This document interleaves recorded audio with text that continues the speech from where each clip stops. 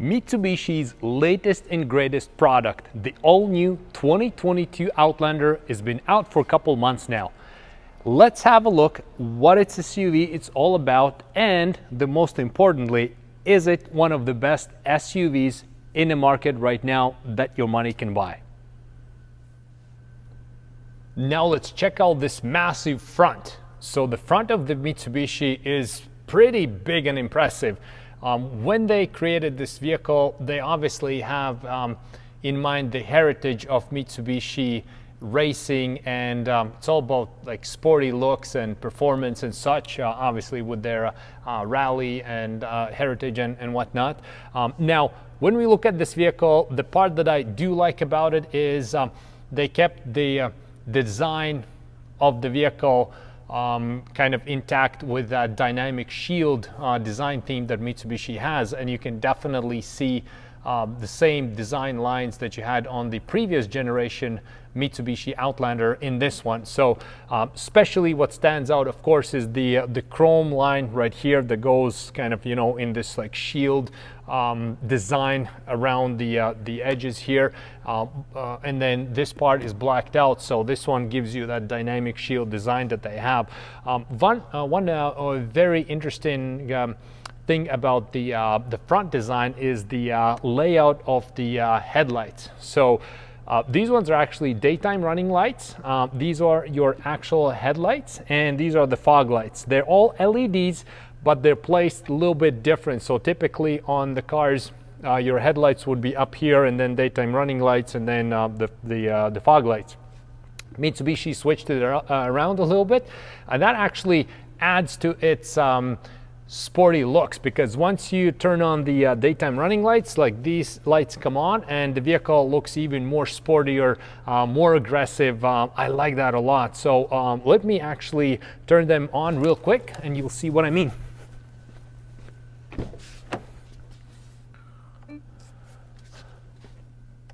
Okay. Here we have the actual headlights right here, and these are the daytime running lights, LEDs, and they actually go from a little bit wider here to narrow here, adding to that sporty looks.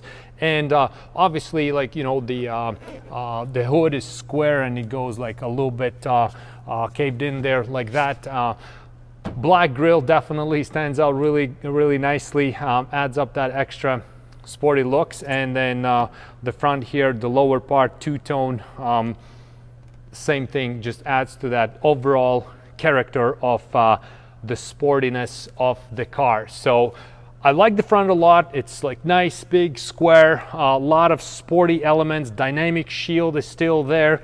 It's definitely recognizable that it's Mitsubishi, which is pretty cool. So now let's have a look how it looks like from side view, what are design lines there, and then the last thing we can check out from front is the engine. So I'll pop the hood, we'll check out what's underneath the engine.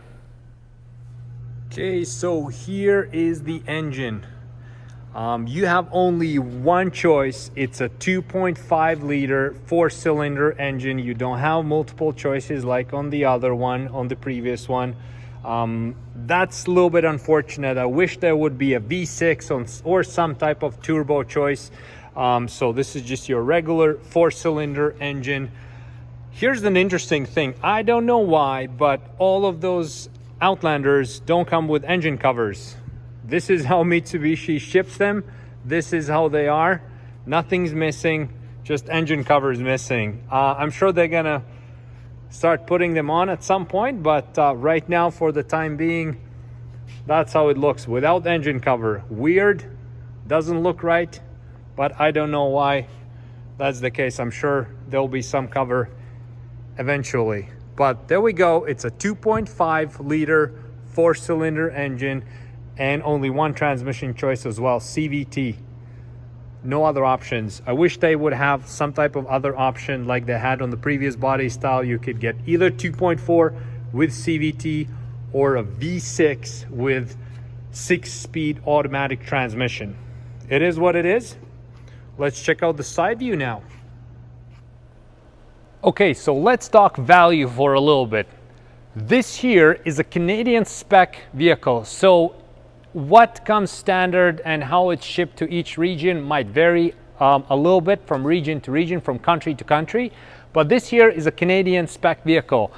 There's a lot of things that come standard. So first and most important, it has super all-wheel control as a standard equipment right now. So no more optional, it's standard. Another cool thing that a lot of people like is the 7 seats, right? So not the biggest vehicle obviously out there for 7 seats, but just in case you might need, and we'll have a look a little bit later how it looks, you do have 7 seats on the vehicle. This vehicle, by the way, it's still built in Japan. A lot of people add value to that as well. So obviously it has lots of safety features packed in, like it has rear emergency brake, it has forward collision mitigation, it has finally optional right now, huge sunroof, navigation, and all bunch of stuff. So, but the most important things, super all-wheel control, standard, 7 seats standard, bunch of options, safety options are standard now on this. And it's still built in Japan, so very cool. Let's have a look at design lines now. Let's check out the side of the vehicle right now, what the design is all about. Now, this here is an SE trim level. The base in Canadian market is ES. This one is the next one up, has about $3,000 worth of options added to it. Now, the wheels though, these are the same wheels as with your base vehicle. So the next trim level, the LE, would have a little bit upgraded wheels, but these ones are nice design, 18-inch wheels. That's how they come in standard. Definitely huge improvement compared to the last Outlander, in which case the standard wheels didn't look all that good. So this one is much different scenario. Now, we look at the vehicle, it has the horizontal design in mind. So the vehicle, again, it's meant to be like, you know, a little bit boxy, a little bit sporty, and it has these horizontal design lines. So you have the shape right here. We can see the edge, the line here goes like this and comes around here like that. So beautiful lines, very good looking lines. What I do like about it a lot too, it has these parts here blacked out, has beautiful roof rails as well, gives you that contrast, that sporty looks. Tinted windows following with the spoiler. This spoiler is standard now on all of the Outlanders and definitely complements the look. So you have this black line going down here, and this edge of the spoiler goes up here, gives you this, like, you know, tail fin or whatever the design would be, right? Same thing, two-tone here, has the black plastic part here, black, red, lots of contrast, gives you this sporty looks of the vehicle. And this chrome line added gives you a little bit classy looks, goes right here and up here. So very good, clean, crisp lines.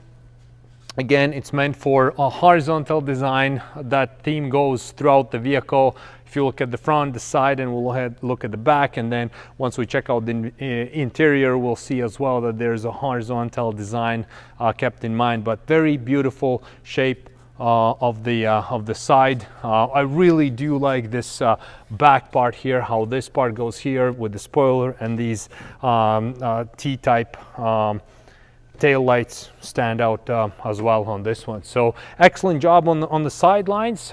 Definitely that sporty square looks is kept throughout the vehicle. And now let's check out the back of it. Okay, now on the back of it, looks super cool in my mind. So first of all, again, if we compare the new to the old body style, we can see that this part of the design is kept about the same as the previous one. You can definitely recognize the design lines. This looks stunning though. These LED lights and this like T-shape right here stands out a lot, gives you that sporty looks when you look at it from the back. Again, it has tinted windows and looks really good how it contrasts. If we move a little bit down here, this part here, they made it two-tone. This plastic is aluminum-ish color, which contrasts really nicely with the black elements right here and the body painted bumpers and the trunk, right? And then how we see these lines here, it just looks excellent, looks so sporty, so cool. I like it a lot. It definitely gives you that sporty look, sporty feel of it. So great job from designing it from the back. Here's a cool feature added. If you have power tailgate, this feature is nothing new in automotive industry, but it's new for Mitsubishi and it's very convenient. So you just need to have your key in the pocket, and the way to open the tailgate, one of them is with just a kick motion like that. So you do that kick motion, opens up, you put your stuff in, and you close it down with a kick motion. Super convenient. Glad they added it. Nothing new in automotive industry, obviously, but something new for Outlander. Nice, convenient touch to it. One of the main selling features of the 2022 Outlander is 7-seat capability. Like I mentioned before, Mitsubishi added this as a standard equipment, and let's have a look how to fold these seats up. So you can quite easily turn it from 5-seat to 7-seat, and you can fold these the third row down if you don't need the 7-seat capacity and you just want to use it for extra storage space, extra cargo volume.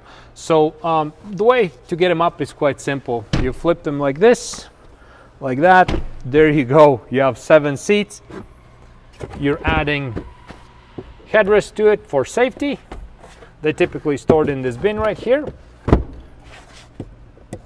And there you go. You just turned your 5-seater passenger Outlander into a 7-seater. Nice little thing. Obviously the headroom or the legroom is not too much, not too big in the Outlander. Is not the biggest SUV for that, but for those rare occasions, if you need it, it's there for you. So let's fold them back down. And we're gonna turn it back into a 5-seater. There you go. Very cool standard feature that a lot of people appreciate. And let's have a look at the interior. So how it looks. Everything, of course, is redesigned, brand new. This one here is not the top of the line model, obviously, right? It has cloth interior, but this one has big sunroof. So the SE does come with a sunroof. I do like this thick perforated steering wheel. It has the same steering wheel in all of the trim levels. So if you just want that, the touch, the feel, so you don't need to upgrade it to higher trim levels. Even the base ES will have it. So you have soft touch material here with beautiful stitching. I do like that attention to the detail. You have a standard 6 terrain selections. By the way, you can see it on the screen here. Let me jump in, close the door. Beautiful graphic once you turn it like here. There we go. Goes from mud to snow, gravel, tarmac, normal, and eco. This is definitely one of the most beautiful graphics I've seen on all the vehicles. Now this is where the selector shift is. Climate control, heated steering wheel, heated seats. Comes also with the wireless phone charger here, and we can see how the design lines are these horizontal design kept here as well. So the interior definitely looks good. Oh, I like these buttons here. Oops, too close. Has like the chrome buttons. Very nice design touch. So that's how it looks. I also have some other videos on Outlander interiors. I'll link them in my comments or in the description, so you can check it out if you want to. Now let's have a look for let's take it out for an evening drive. Let's see how it drives, how it feels. Okay, let's take it out for a drive. Like I mentioned before, it has a 2.5 liter 4-cylinder engine and it has CVT transmission. You get only one choice. That's it. So you got to be happy with this vehicle, okay? You got to be happy with the engine, got to be happy with transmission, because essentially you don't have any other choice. Waiting for the PHEV, the plug-in hybrid electric vehicle, to come out in this body style. I think it's going to be huge. A lot of people are the same way. They're just waiting on that vehicle. So let's see how it drives. Let's see how it performs.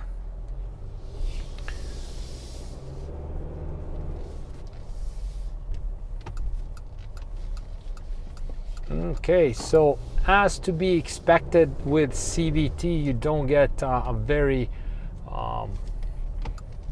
sporty shifting or dynamic of the vehicle, but it feels like it's enough. So it has that feeling that it never shifts the transmission, the gears. It's always kind of in the same in one gear, but you can select it from normal to tarmac, and then tarmac gives you that drive that it's meant for a sportier occasion, or goes a little bit faster. But I do like the thick perforated steering wheel.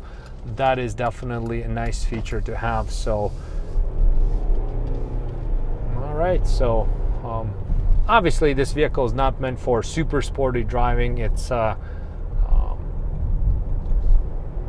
paired with the 2.5 liter 4-cylinder CVT, but it handles well, drives well, it's quiet, it's going to be fuel efficient. A lot of positives about it as well. So overall, first impressions are good. It drives smooth, nice. Love the steering wheel again. Excellent vehicle in my mind.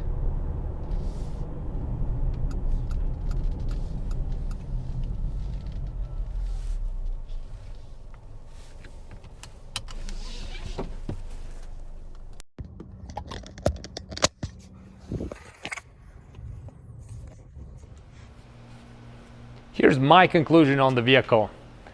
It is brand new, completely redesigned, comes with standard features like super all-wheel control, 7 seats, bunch of safety features standard, still built in Japan. In Canada, you get 10-year powertrain warranty on it. You can't really beat that. So it is definitely one of the best value for your money when it comes to SUVs in this 2021. This one here is the SE trim level. So the trim level starts with ES. It's about $34,000 MSRP, including freight and PDI. This one here is going to be about 38, and they go all the way up to like 44, 45 for the fully loaded GTP. I think it's definitely money well spent. You get a lot for your dollar. All-wheel control, 7 seats. Good engine, good transmission. I wish there would be some other options though for the engine and transmission, like a second choice, but can't wait when this comes out in a PHEV, when you have the plug-in hybrid electric vehicle. That will be a very good thing to have as well. So thank you for watching. I hope you liked it. I hope you'll have a chance to test drive it. It's definitely worth it, and I think you're gonna like it. Thank you so much.